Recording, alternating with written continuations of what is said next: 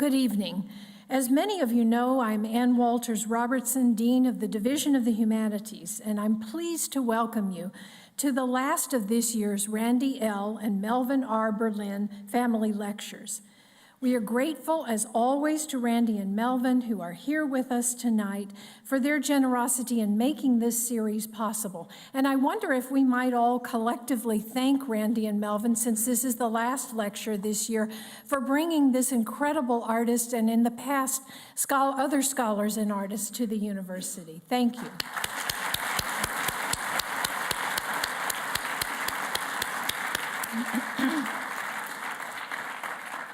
And I hope you'll all join us next year for a series of lectures by writer and art historian Teju Cole. Now it's my great pleasure to present Theaster Gates, who will be introducing Jeanne Gang this evening. Most of you are probably familiar with Theaster's sculptural, architectural, and installation-based art, which has been exhibited at the Whitney Biennale, the Venice Biennale, and a host of other venues. A Chicago native and longtime resident, he is dedicated to revitalizing the South Side. His nonprofit Rebuild Foundation is responsible for projects like the Stony Island Arts Bank and Dorchester Art and Housing Collaborative. And as director of the university's Arts and Public Life Initiative, he developed the Arts Incubator in Washington Park. He is also a professor in the Department of Visual Arts, where he's been teaching for nearly a decade. And I'm delighted to report that Theaster has just been appointed Senior Advisor for Cultural Innovation and Advisor to the Dean of the Harris School of Public Policy. In this new role, Theaster will lead Harris's efforts in cultural policy through his work at the intersection of art and policy, to demonstrate the impact of arts and culture on urban communities. Theaster has been widely lauded for his work, most recently receiving the American Academy of Arts and Sciences Award, the Smithsonian American Ingenuity Award for Social Progress, and the Artis Mundi Award. Please join me in welcoming Theaster Gates.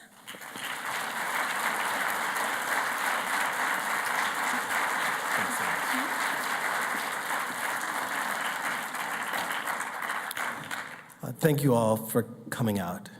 It's my real pleasure to very simply introduce my friend Jeanne. Over the last decade, I've had the opportunity to work with Jeanne on numerous occasions. And what I've found every time that we've worked together or I've watched her, what I was struck by was her tremendous generosity. Her ability to allow her team to lead, her willingness to allow other parts of the construction, design teams to have real voice, and then for her to really ask questions over and over again to community members, government stakeholders, business people, to just ask questions over and over again. She was listening constantly to what people said they need so that she could design better.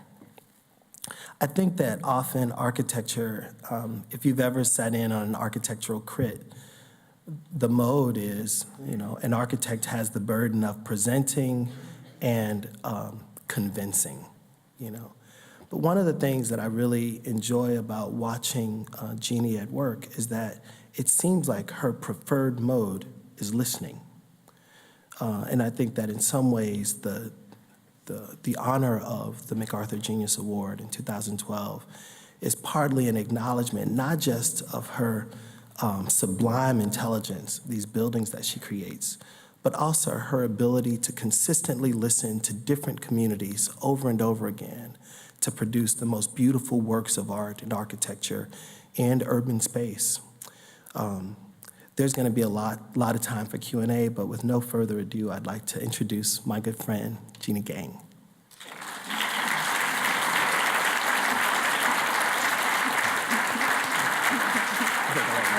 Thank you. Hello, everyone. Good evening. Last week, my talk was called Uneven Cities, which was about what is considered to be wasteland. These included places like the Chicago River, that's treated as a sewer, but now it's got new potential as a river walk and boat houses. We saw vacant land treated as wasteland in the city of Chicago neighborhoods of Washington Park, this supposedly blighted area being torn down. I showed how the Sweetwater Foundation and the Perry Street Farms are using this non-traditional form of regeneration, bringing urban agriculture back and investing in youth. And then we saw the supposed waste of public space and institutions that are being closed and underutilized. Infrastructure and places like police stations, libraries, and schools. We looked at how these could be reconsidered to strengthen our communities. The police station project in North Lawndale proposed reorienting the police station toward a community center, and the Memphis Cobblestone Landing was about how to create a new kind of 21st century marker, a more inclusive monument. Okay, so tonight I want to delve into how we can conceptualize architecture and the city going forward. We used to see the city as a human body. Then it became a machine. More recently, it's been called an organism. But if the planet is to accommodate 10 billion people, what should the model of a city become? Right now, there really isn't one model of a city out there that really works for this scenario. We are now in a time where human impact is changing the planet and changing the conditions for everything that depends on it for life. The Earth has never had to support this many humans before, and it never had to accommodate them in such sprawling, resource-ravenous cities, the preferred mode of living for humans. The models we've created in the past for our cities won't be applicable in a world where our previous successes are threatening our own survival.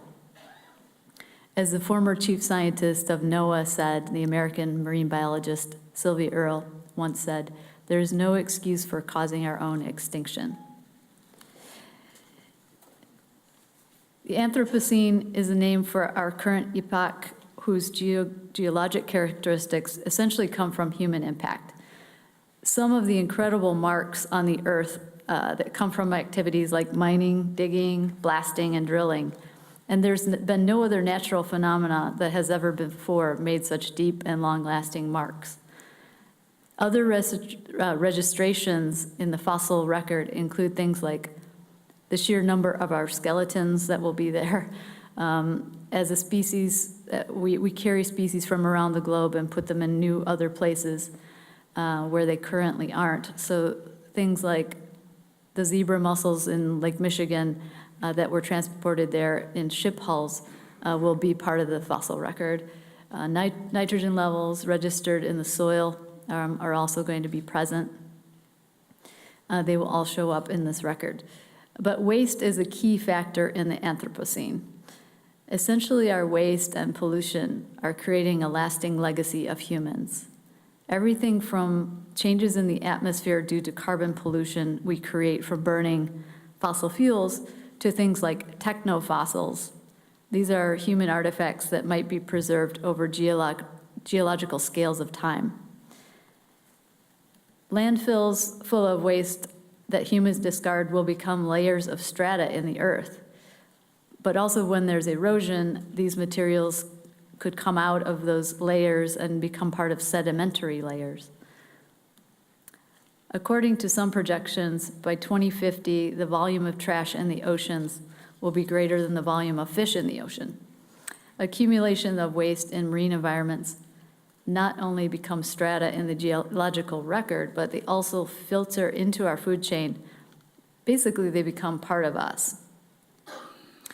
So we need a new model for the city. I think it'd be interesting to start with a current model that we're still using, the model that is most prevalent, and maybe it's easiest to find fault with right now, but it's the city as a machine.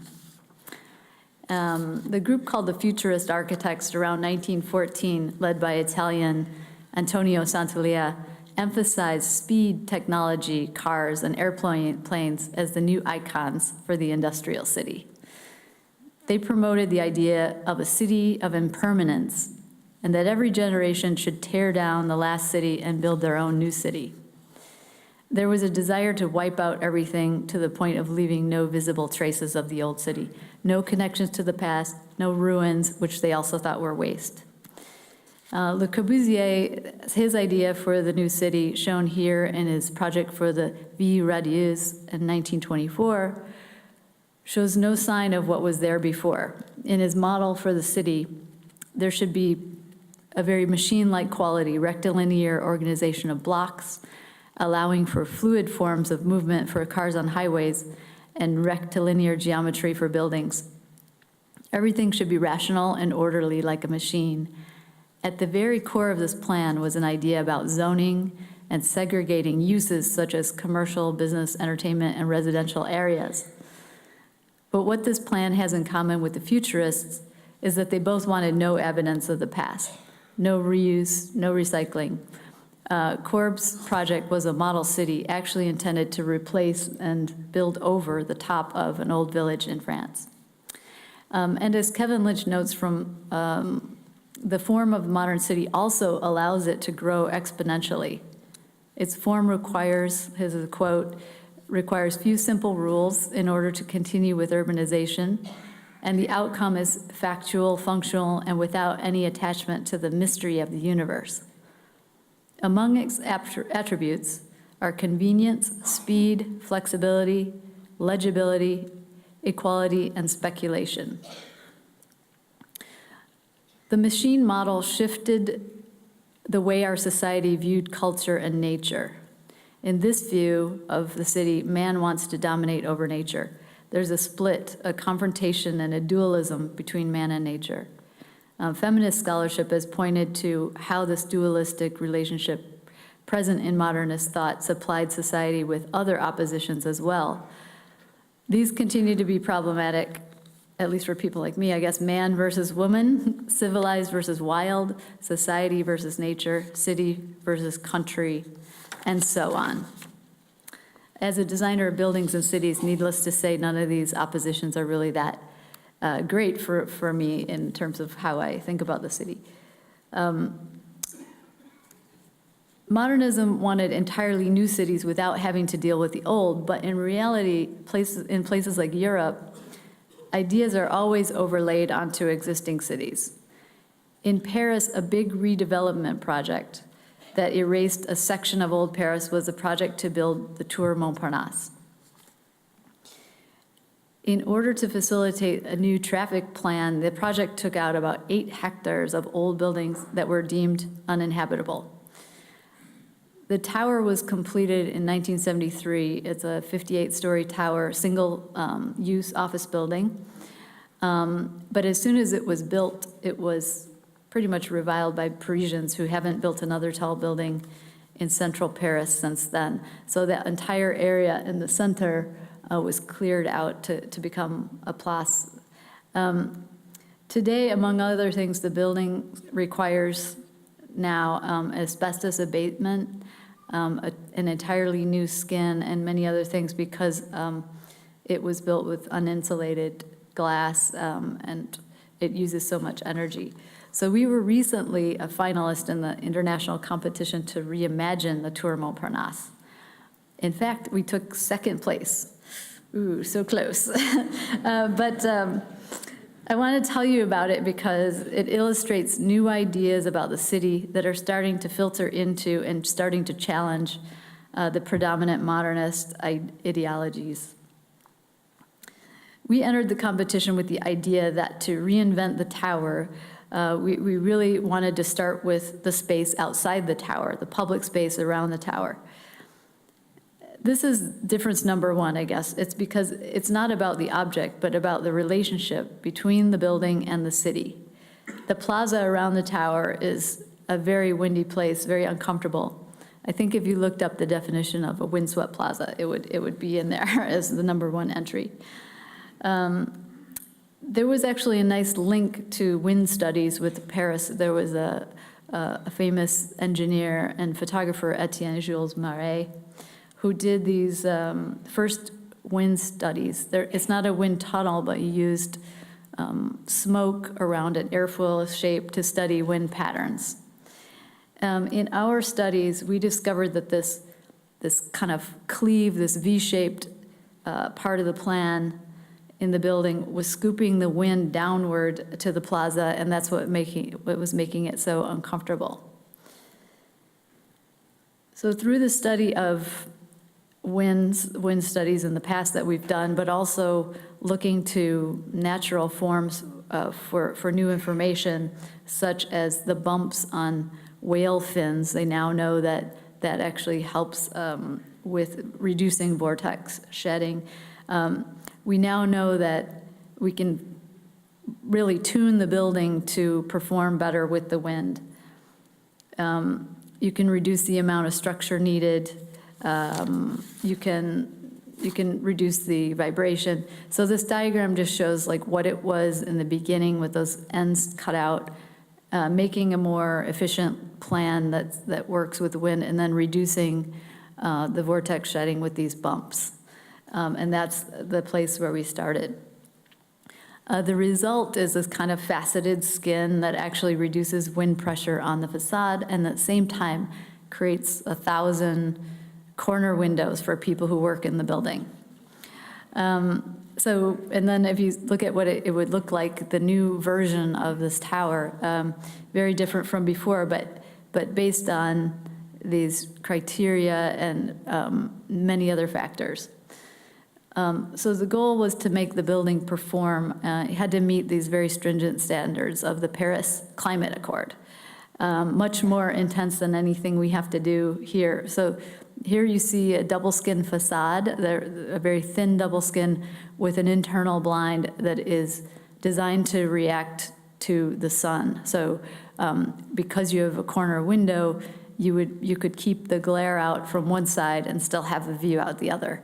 And when these lamellas rotate, you get this kind of reflective facade, a reflection of what's happening in the environment around it.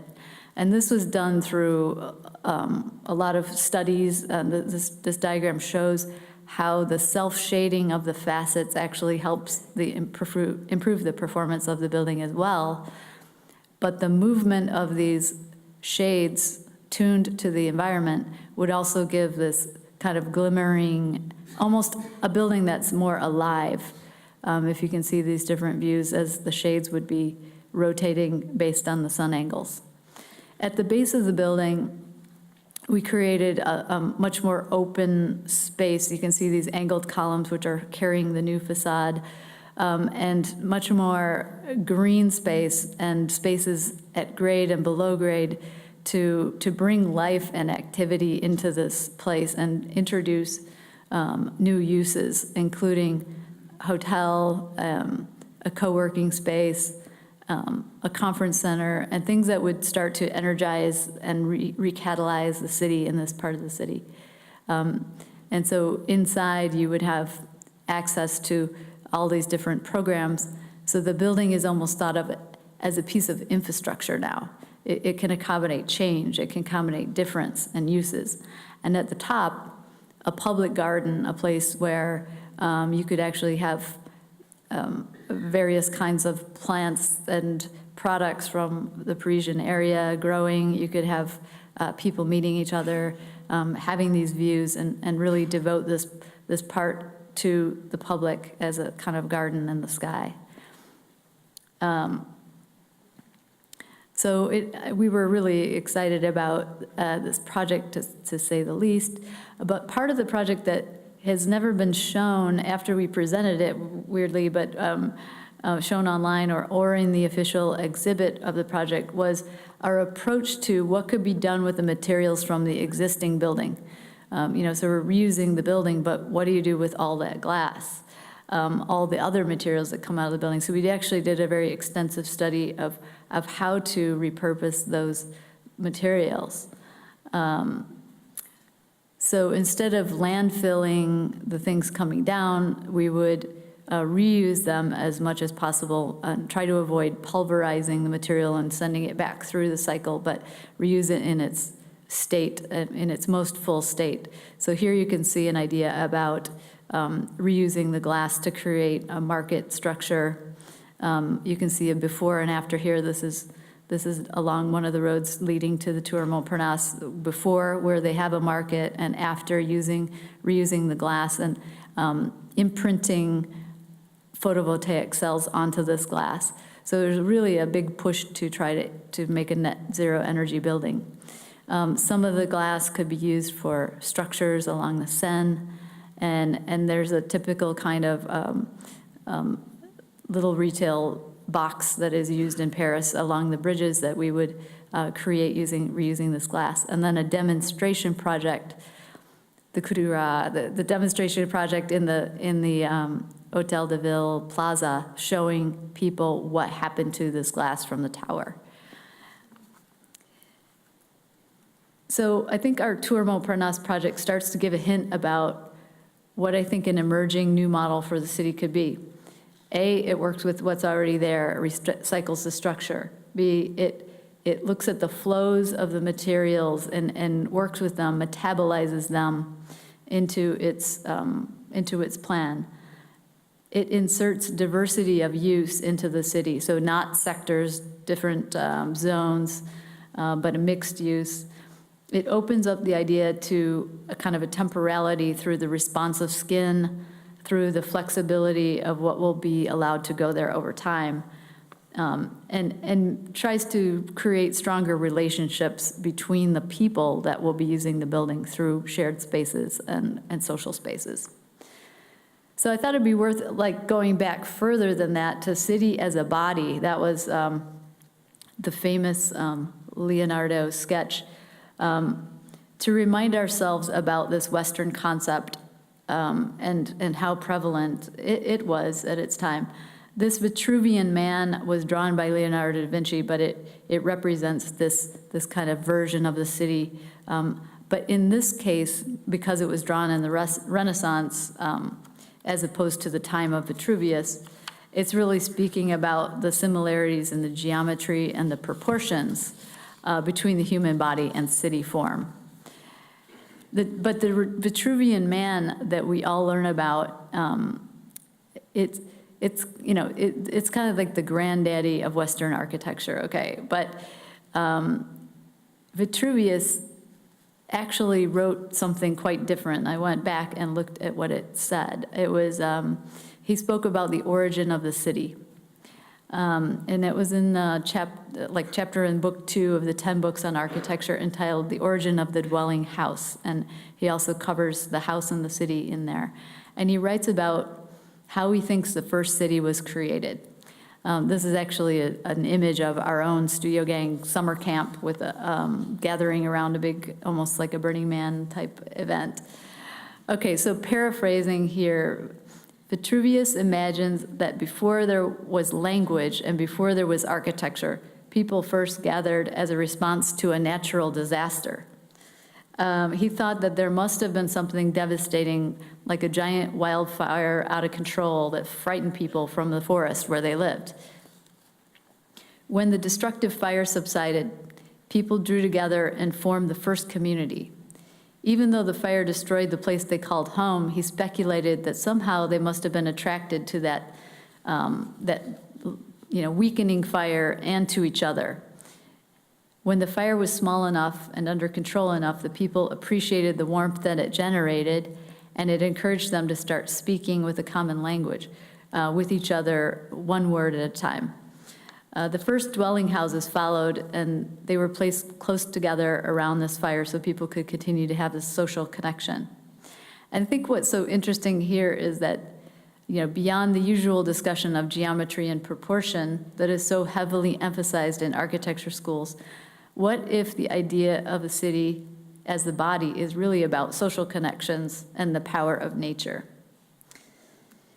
In previous talks, I showed a number of projects where we were designing parts of cities and buildings to create stronger relationships within the city. And so now I want to make an argument for socially driven design on an architectural scale. This is the project called the Arca Center for Social Justice Leadership in Kalamazoo. It's at Kalamazoo College in Michigan. And when we were approached to design this project, a social justice center, we really didn't know what one was. There wasn't really any precedent for a social justice center. And so we started out really doing research on where people gather, how do they gather, how do they express themselves in the city. And of course, you know, it always takes place in the street, in the public spaces, in the plazas. But when we thought further about it, like where do people gather to actually communicate with each other and to plan these events, it turned out to be some more invisible places. Like for Dr. King, it was in the basement of a church, or many times gathered around somebody's kitchen table. So we started to look at these kinds of places. How do people gather? And we looked around the world and found some examples of community meeting houses. And these are places where people gather to talk about their communities, like the one in Mali up in the upper left, where the elders gather, and they have this low ceiling, so people can't stand up and take over the meeting in that place. But you can notice that fire is really important at the center, water at the center, light at the center, and everyone kind of facing inward to talk to each other and to connect. At the Arca Center, the faculty and the students told us that they wanted to have a fireplace. They wanted to have a fireplace. It would be something warm and welcoming to the neighbors and draw people in, and a place to have these kind of sometimes difficult conversations that occur with social justice leadership, such as, you know, talking about human rights issues, talking about LGBT issues, talking about things that are different between people, and gathering around this fireplace really would be a place that those barriers would break down, as well as the idea of a kitchen. So they told us they wanted a place to prepare food, which also has the same effect. And you know, it's not that easy to put a fireplace and a kitchen in the middle of an academic building, as probably many architects know, but we were able to do it. It was a strong support from the client. They really wanted it, and we were able to create this space that works for these small, intimate gatherings, but also much larger social gatherings. The building kind of flexibly transforms to allow for these different scales. And inside, this starts to address, you know, the ways that people communicate with each other, which I think is really important in architecture and in thinking toward this new model. And it also connects to the outdoors, making a relationship between the inhabitants and the exterior. There happen to be 3 different contexts around this building: a neighborhood, a kind of grove, and then the campus itself. We wanted to use a material here that would somehow be more sustainable and not replicate the buildings on campus, but somehow connect to them. And we decided to research and use wood from the area. So this is the range of white cedar in the Great Lakes region. And white cedar is really good because it's resistant to rot, and it's also prevalent and sustainably farmed, et cetera. And right when we were kind of studying this material, we stumbled upon a barn in Michigan that was made of this wood masonry material. So it's wood logs, basically, but used like bricks. And it suddenly became interesting to think about, you know, this barn and how it probably came together with family and friends, you know, building it.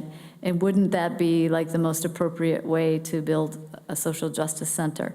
And we found 2 people who were a couple who still knew how to build with this method called cordwood masonry. And we brought them in, the Roys, we brought them in to help us learn how to do it and to teach our contractors how to do it. And what's amazing about this technique, and even though it seems, you know, it seems very ancient, but it has the benefit of absorbing carbon. So trees are constantly absorbing the carbon as they're growing up, and then they're releasing oxygen. So when you dry this wood and use it in the wall, you're actually sequestering the carbon in the wall because you're not using too much energy to produce this material. And in the end, after a lot of work to make this interesting aesthetically, we have a wall that's quite beautiful, like a fabric, that's really a masonry wall. The barn I showed you is over 100 years old. This is a long-lasting material that can weather with the environment and really connect people to each other and to the environment, which is this ecological idea that I want to bring forward as we go forward. And so the curvature of these walls also puts that material into compression, so it really works well with the material that's being used. We've tried some things like this eyebrow window, some different things that the material is capable of doing, and it's been really interesting to watch it start to weather with the winter and summer. And a very, very interesting and beloved building. Now I've heard that the program there at Kalamazoo is becoming a stronger program because of the building. That's the interesting thing about architecture, because it also has this ability to influence the behavior as well, and while the behavior of the inhabitants influence it.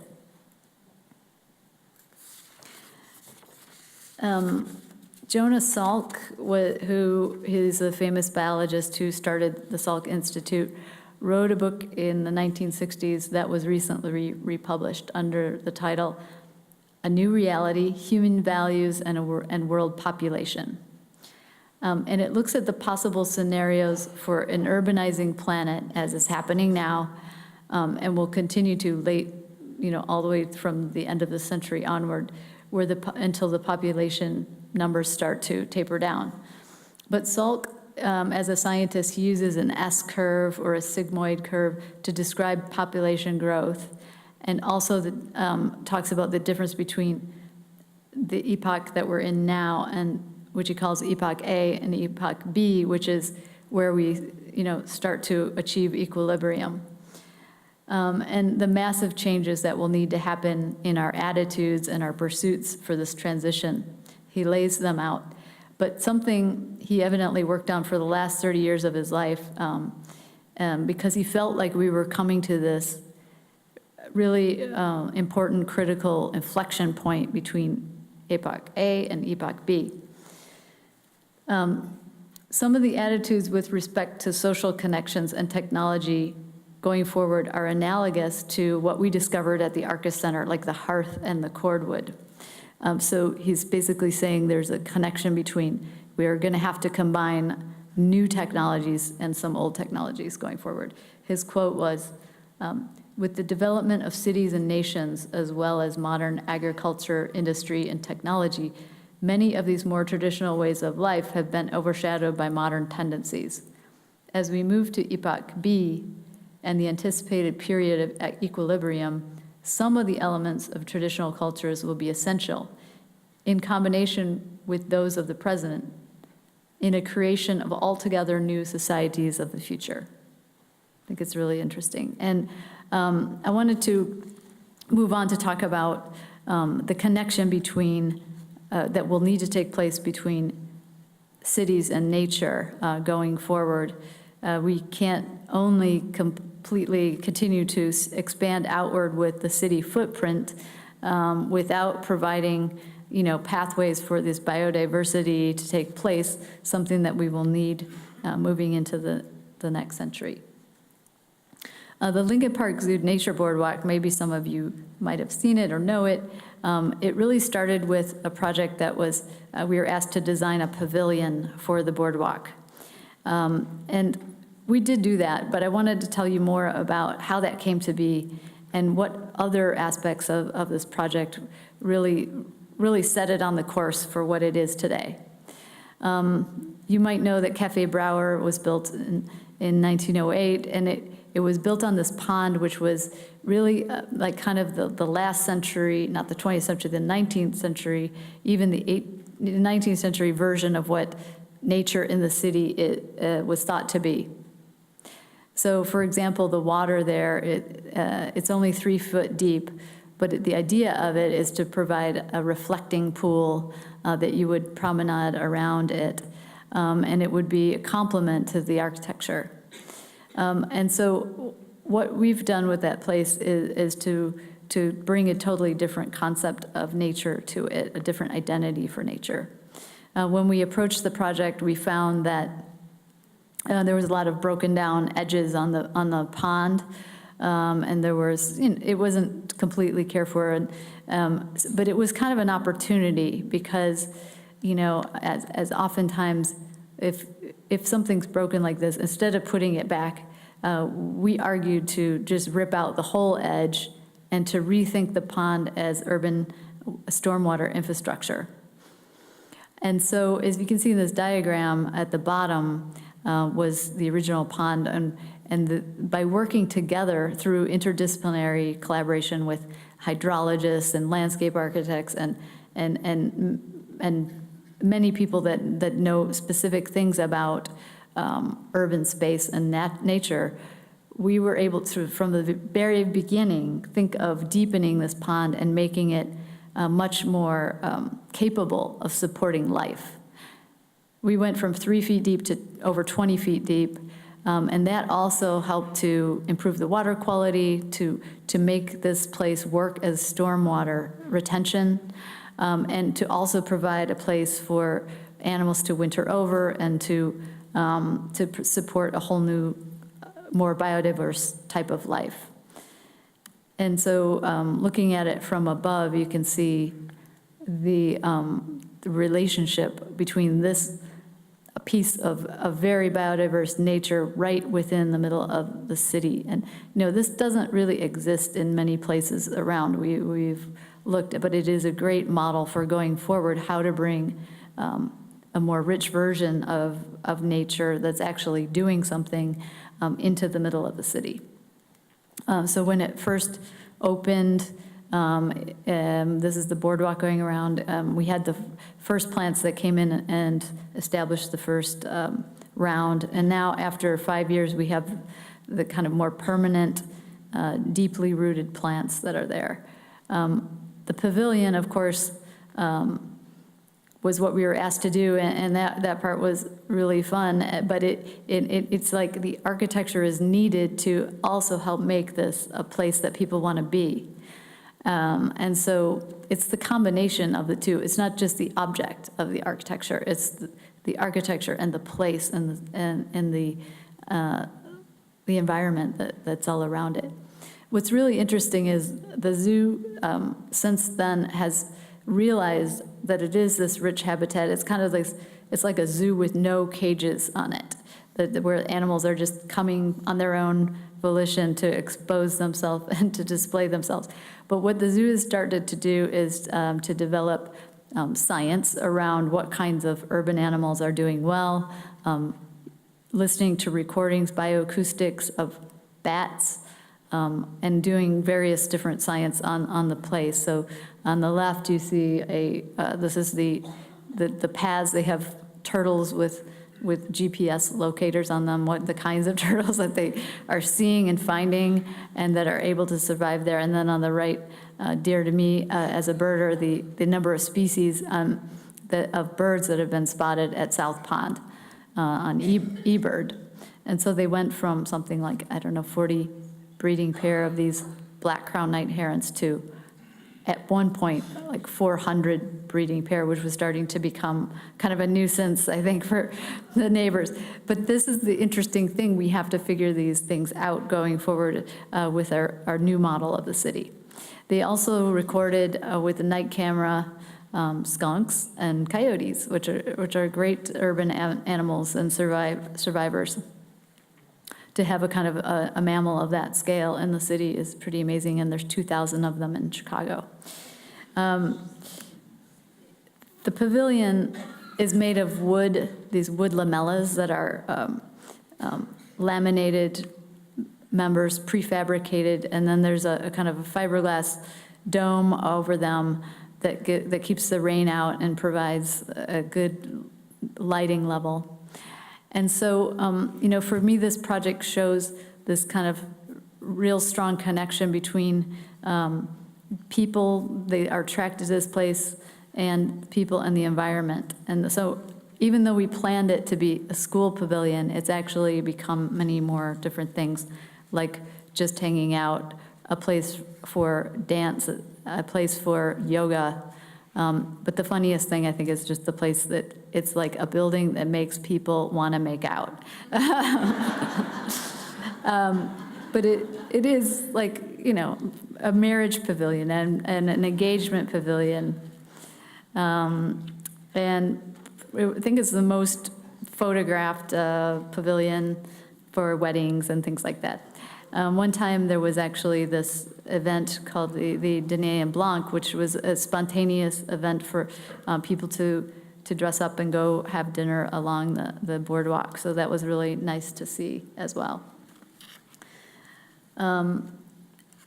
So the city, I think the idea of Vitruvius that he had was that the forest fire, it's not only a destructive force, but also a rejuvenating one. And I've heard that statement said a number of times about the Chicago fire as well, that it was something that, even though it was devastating, it somehow gave an opportunity to begin again.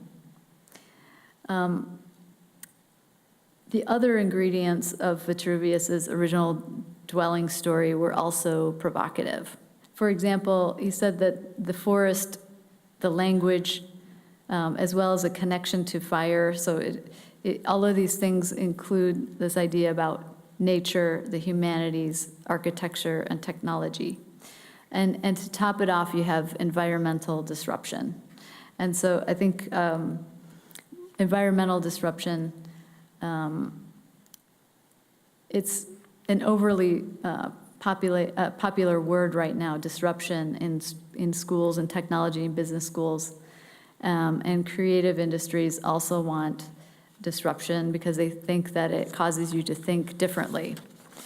But climate change is the ultimate disruption. Hurricanes, floods, megastorms at increasing rates are coming our way. We can't say that these kinds of disruptions are desired, not at all. But perhaps they are equally important opportunities for new thinking and change in the Anthropocene.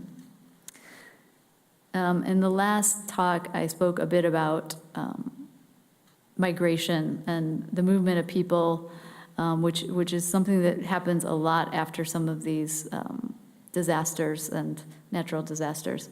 It's going to be more common occurrence, and it's going to test our ability with the current model of the city that we have. It occurred to me that we could research and learn about responsive architecture and the future of the model city by studying climate disruption toward a more resilient future by looking at islands more closely. When you think about it, an island is basically it's a closed, it's a system that has a fixed amount of resources that it can produce. It has waste that it needs to get rid of, and it's basically has to produce its own energy. So in a way, it's kind of like a microcosm for the planet Earth in a way. And so on the left-hand side, you see this is St. Thomas down in the Virgin Islands after Hurricanes Irma and Maria, where I've decided to teach a studio, which is just finishing up now in graduate design school, a course called After the Storm. And it's about responding to the needs of people who were impacted by the hurricanes in the Caribbean. There's like 43 million people that live in the Caribbean, so it's not just these vacation destinations. There's people that live there year-round. And through this work, hoping to understand better some of the ways that we can model cities for the planet on the mainland. On the right-hand side is a diagram that was in the New York Times a while ago that showed that the per capita carbon footprint of island dwellers right now is among the highest. You can see the circled one there is the U.S. Virgin Islands. So on the left is how much the carbon emissions per nation, and on the right it is per person. So there's something in that that you can realize that there's an imbalance in what's coming in and what's going out. So part of this study on the islands will be to try to model what the future city can be. So I've been talking about the idea of ecology as a kind of model, general model for architecture, and that is because ecologists don't just study individual species. What they study is the relationship between the organisms and their environment, and that is like a perfect way for a designer to enter in. And further than that, within ecology, there's a term called mutualism, and it's about where organisms find their mutual benefit and trade-off in the environment. So this is going to be a key window into this future study that I'm about to continue. So in architecture, I think mutualism as the new model for the city could help us create a path forward in the Anthropocene.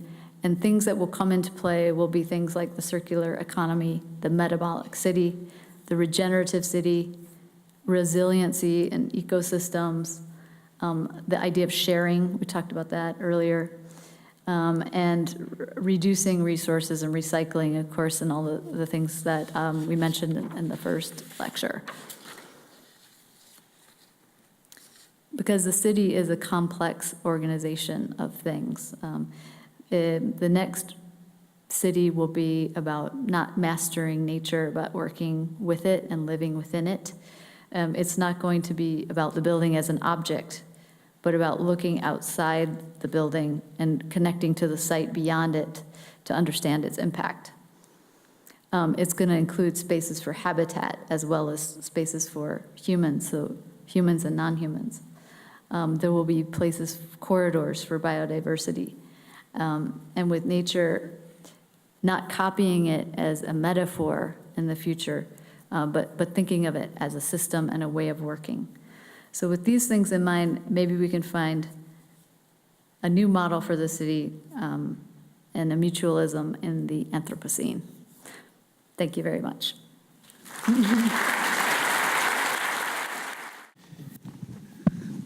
That was cool. All those big words. So awesome. This is your third talk, Jeannie? Oh. Yes, third. Third of three? Three.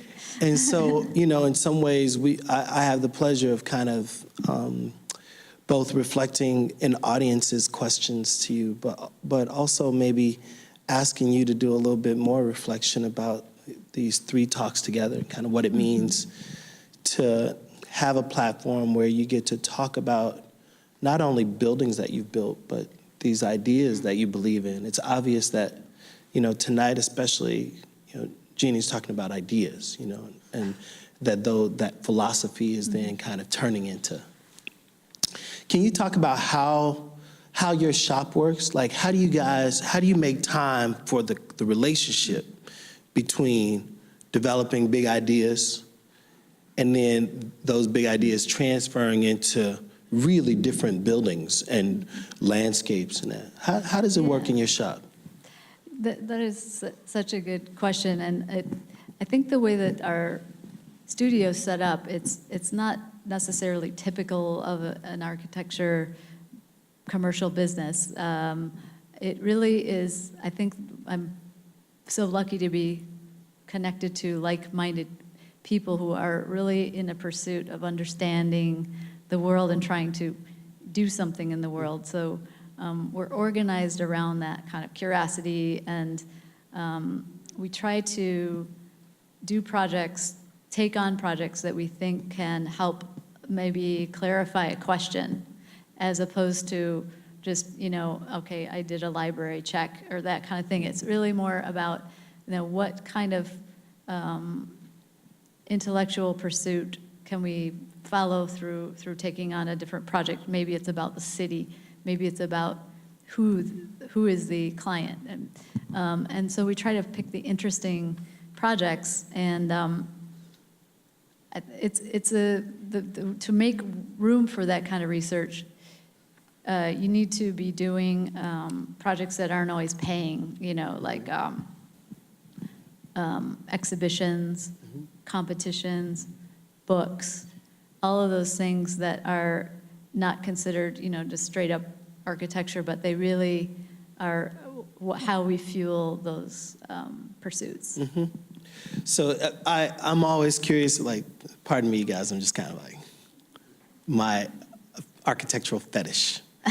I want to know how the shop operates, right? Yeah. So there's a team of folk that are thinking about future competitions and books alongside the people who have to think about, like, the HVAC systems and, what happens in the basement. Are those the same people? They're the same people. Yeah. That's cool. But because, to really, I think this is just on the design end, to really make a breakthrough on a design project, there has to be that critical thinking all the way through the phases. I mean, because let's say someone's thinking about the basement and the HVAC system, and they also know that we're looking for a way to reduce the energy by 30%. Mm-hmm. And there could be a breakthrough at any moment, or there could be ideas at any moment in the process. So I think a lot of our school, I call it our school, our studio, which is like a school, is really like design school, where you have a project, you try to come up with a thesis for that project, but then you're constantly questioning it, and we work collaboratively to critique each other, and then that it forms out of this process. Mm-hmm. And the question becomes clearer as you move forward. Yeah. Mm-hmm. I'm going to say, so I'm holding a sheet of paper that represents a set of questions that some group of people created. These are not my questions, but they're awesome. And I hope some of you who asked these questions are in the audience. So I wanted to just mention one more thing. Yeah. The space that we work in, and it's very similar to the Arts Bank. Actually, I showed the two buildings next to each other in my last lecture as an example of reuse, because they're probably, I think, built around the same time, but the space is very important to the creative process as well, I think. It's like you need to be able to make stuff and have old models around and have stuff pinned up and things that are not applicable to anything. Right. They just have to be around you. At least that's our process. And I think it sounds a lot like an art studio. I think I want to spend more time at your shop and spend some time at my shop. Sounds good.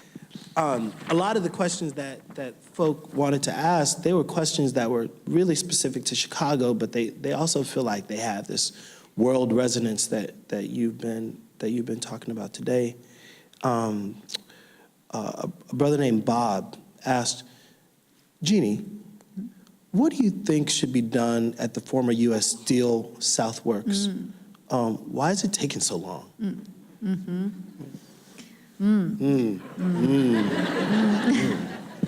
Well, let's see. A couple of things. One is the city that we live in. The uneven city, which was the second talk, is about how across the globe we have different things happening. Some cities are mega cities exploding with growth. Some cities I showed a couple examples of a city that's completely built but no one lives in it. A city that's overflowing with people but it's made up of tents. Mm-hmm. So there's, these contradictions of modernity that are still happening. And a site like that, one of the problems is we used that site for industrial production. We made it contaminated. We made it expensive to do things with it in the future because we used it in such a way that it takes a lot of work and money and time to clean it up. it's not to say that it's not important. It should be done, and it's a great site. But we are also a city that is not overflowing with population. We're kind of hanging steady. And so the demand is not as great as it could be and might be someday. But it also has to overcome what a lot of Midwestern cities have to overcome, which is, having these sites that are contaminated and remediating them, which means pretty much putting, a cap over the site, which has probably already been done. But, it's not the way that we can operate going forward. It makes me think a little bit about the 606 trail. And like, if you take what had been, let's say, underused infrastructure that has the potential to link neighborhoods, it happened to be more central, maybe say connecting north to middle north of the city. But it required, that money didn't exist in the world. Someone had to make a case for connectivity between neighborhoods, for rideability and health, for the possibility of an exchange, one group of people to the next, maybe even connecting that to kind of economic corridors. And after the case was made, it was obvious that the resources necessary to make something like the 606 would kind of help make our city grow, help stabilize communities. And I wonder sometimes if it's not also the location of the steel plant, that also makes it a kind of inhibition. Yeah, it has both, has the amazing quality of being right on the lake, but then it's got the far quality too. Yeah, so. that's right. Yeah. It's not quite Michigan. Right. It's almost, but not quite Michigan. But I think it could, it will happen. Yeah. It will happen. Yeah. It's slow. It's taking a long time, as the question said. Let's see. Oh, Kirk Irwin asks, Jeannie, what are your sources of inspiration? Okay, that one's easier question. Got to mix it up. Mix it up. The thing that I get inspired by, obviously, nature, like how it can be so effective, and how it can be so operational and beautiful at the same time. So I think that is clearly, comes through in the work. I also happen to like people, which is, I found out not all architects do. Some do, but not everybody. They're not all as nice as you are. Well, but I do truly like meeting people and learning what they want out of the city. And so that gives me energy on every day to even if I'm getting it through secondhand through meetings that someone had in the studio and the stories that come out of that. And I like to understand what people's goals and desires are for the city. Yeah. So it's a curiosity about that. And there's formal inspiration, and then there's human inspiration, I think, in the studio. You remember there was a project that you and I were together on. Do you remember that project? Which one? It was like we were looking at Cicero. Yeah. Well, I showed that one in a bit of that one in the first talk, and that project really, and your contribution to that project was to be the connection of people, the people part, and to understand that.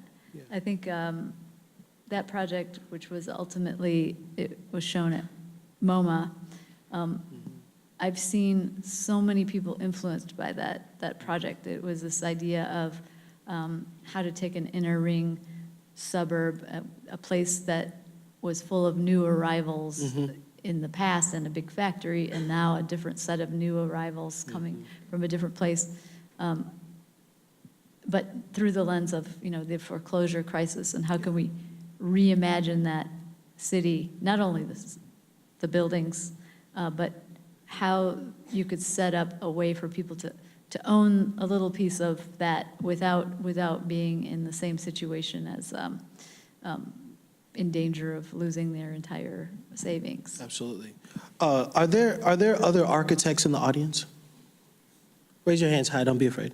Oh, great. There's a fair number of architects in the audience. Are there people who would say they work in policy in the audience? Right on. I see a policy person. Thank you very much. Glad you're here. Any folk that work in the banking industry or loans and mortgages, trade? Yeah, I didn't think so. Yeah. The reason I'm asking is because you were talking about ecology in your talk. It is reasonable that we need a banker, a policymaker, and an architect in a room together all the time when we're considering the topic of foreclosure. And that we may need a humanist, an activist, and folk from communities that have been affected by foreclosure. But unfortunately, when foreclosure happens, it's usually just the bank.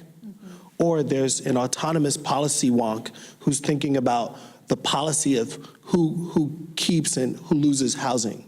Or an architect who's thinking about what will happen with the building next, right?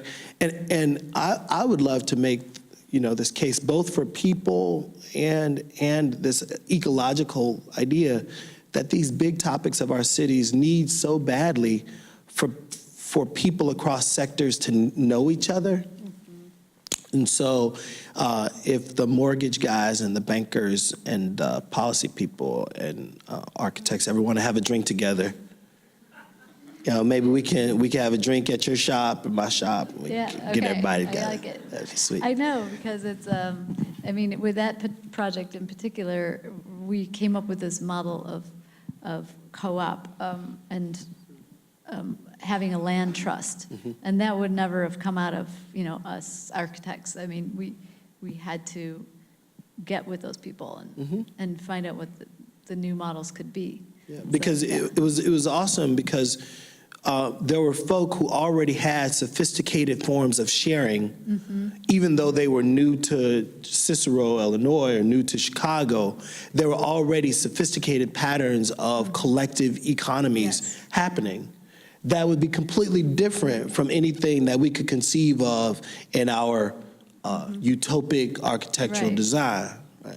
Yes, exactly. And the way that we found that out was by knowing people who could connect to those people and facilitating conversations, which we did when interviewing people. We found out one thing that was really surprising was instead of the city, which was planning on building housing like for doctors and lawyers that they thought were going to move to Cicero and live by the train and commute downtown, we found out that all the people in Cicero are really working 2 and 3 jobs in various places, and that like this commuter train to downtown Chicago wouldn't serve the people that live there. And so instead, something like a car share would be more appropriate.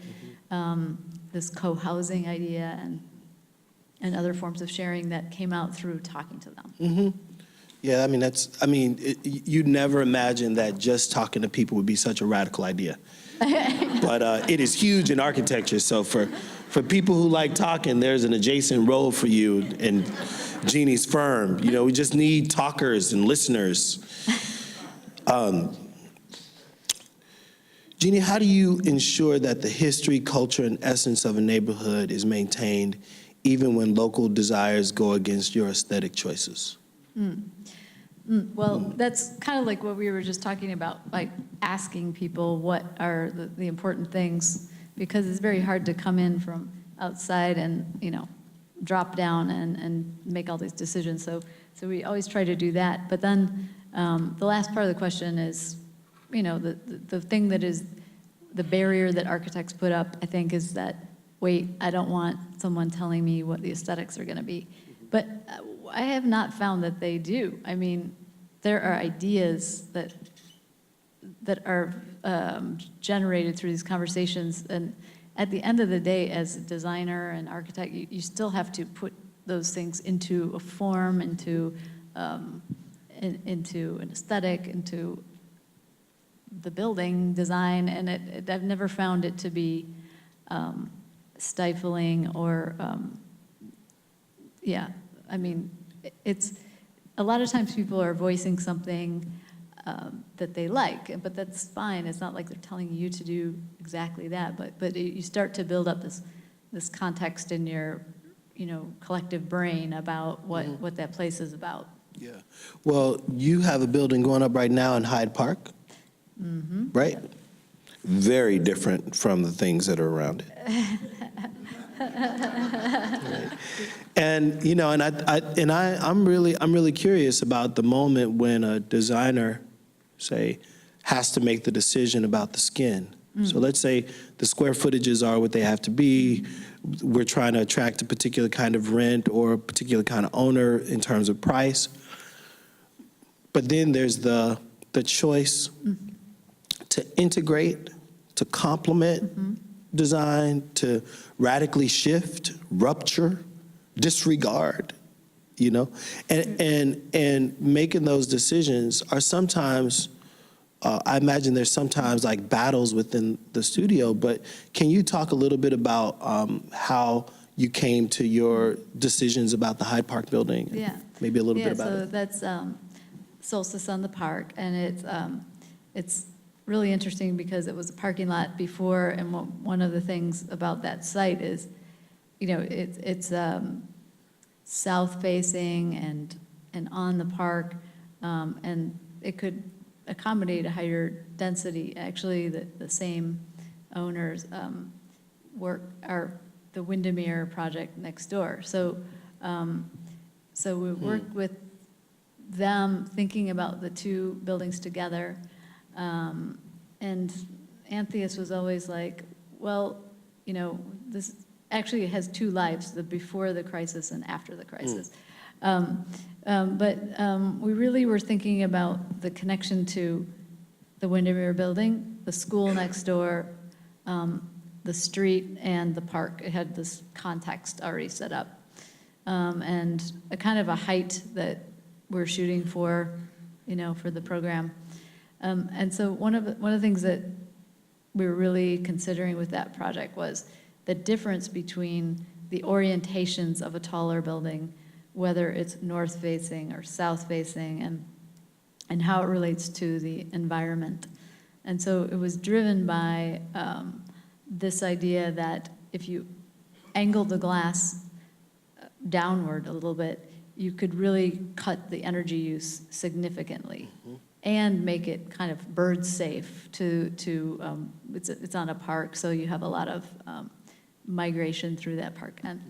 And so that was the question was, can you make a residential building that is low energy and through this innovative way that might be able to be replicated by others?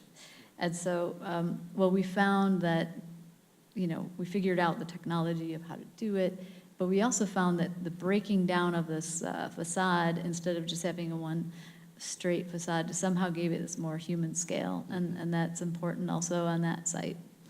The materials of the solid materials will somehow connect to the Windermere building in their color, and so there's a relationship. Sure. It's not just throwing everything out, and but still at the same time a progressive attitude about what we need to do with energy, what we making a place that people will want to be and enjoy, and so yeah, it developed a little bit on its own. It wasn't really looking at like what can we copy from that or that or that. It was kind of on its own, but the scale and the articulation of it is really about the site that it's in. Yeah, well, it's a super beautiful building, so I hope you'll put in a word for me with the Windermere guys. And, kind of, I love Grand Crossing.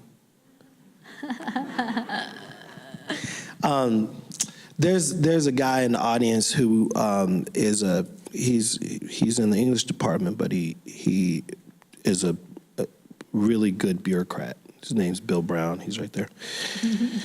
And one of the things that Bill has been kind of working on is a project called Urban Art, Urban Form. Is that right, Bill? And so what I'd love to do is put him on the spot, because I'm sure he has questions. I want to have Bill take the last question. And in advance, I just want to thank the Berlins for your generosity. Yes.